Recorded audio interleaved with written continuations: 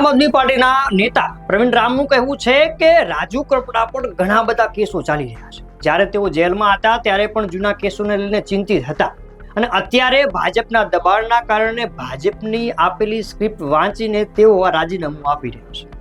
પણ મૂળ વાત એ છે કે શું આમ આદમી પાર્ટીને ખબર નથી કે રાજુ કરપડા પર આગામી જૂના કેસો પણ ચાલી રહ્યા છે? જો ખબર હતી તો પછી એમને પાર્ટીમાં સામેલ કેમ કરી? એટલે મૂળ વાત એ છે કે જ્યાં સુધી કોઈ નેતા પાર્ટીમાં હોય ત્યાં સુધી તેના વખાણ થાય, એની સરાહના થાય, પણ જેવી પાર્ટી છોડે એટલે આક્ષેપો શરૂ થઈ જાય। હવે આ પ્રવીણ રામ શું કહી રહ્યા છે એ સાંભળો। 108 દિવસની જેલ અમે સાથે કાપી છે, ભાવનગર અને ત્યારબાદ રાજકોટની જેલ।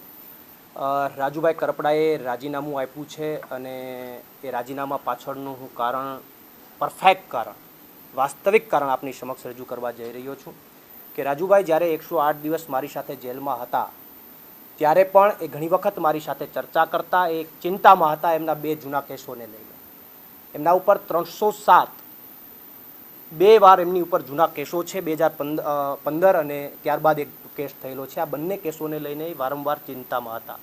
એક કેસમાં એમને 5 વર્ષની સજા થયેલી છે, સુરેન્દ્રનગર કોર્ટે એમને 5 વર્ષની સજા કરેલી છે અને બીજો કેસ છે જજમેન્ટ ઉપર હતો।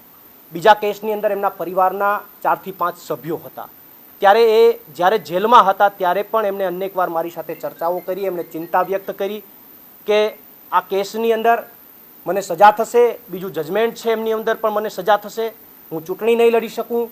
એ વારંવાર આ ચિંતામાં હતા અને બીજેપીએ એમને આ બંને જૂના કેસોને લઈને એની ઉપર ડર પેદા કર્યો, એમને દબાવવાનો પ્રયત્ન કર્યો, એમને તોડવાનો પ્રયત્ન કર્યો અને આ બંને જૂના કેસોના કારણે એકમાં 5 વર્ષની સજા પડી ગયેલી અને બીજા જજમેન્ટ ઉપર જે કેસ હતો, આ બંને કેસોના કારણે જેલમાં ન જવું પડે અને ચૂંટણી લડવા માટેની પણ પરિસ્થિતિ ઊભી ન થાય, એ ડરના કારણે ક્યાંક અને ક્યાંક રાજુભાઈએ રાજીનામું આપ્યું છે। આ વાસ્તવિક કારણ છે।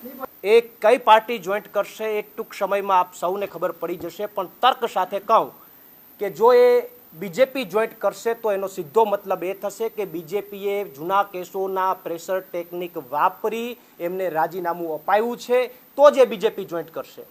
અન્યથા એવી વાત કરશે કે મને કોઈ નારાજગી છે તો એ કોઈ પાર્ટી જોઈન્ટ નહીં કરે। એટલે તમને એનો જવાબ ટૂંક સમયમાં મળી જશે કે નારાજગી છે વાસ્તવિકમાં કે બીજેપીએ પ્રેશર ટેકનિક વાપરી છે।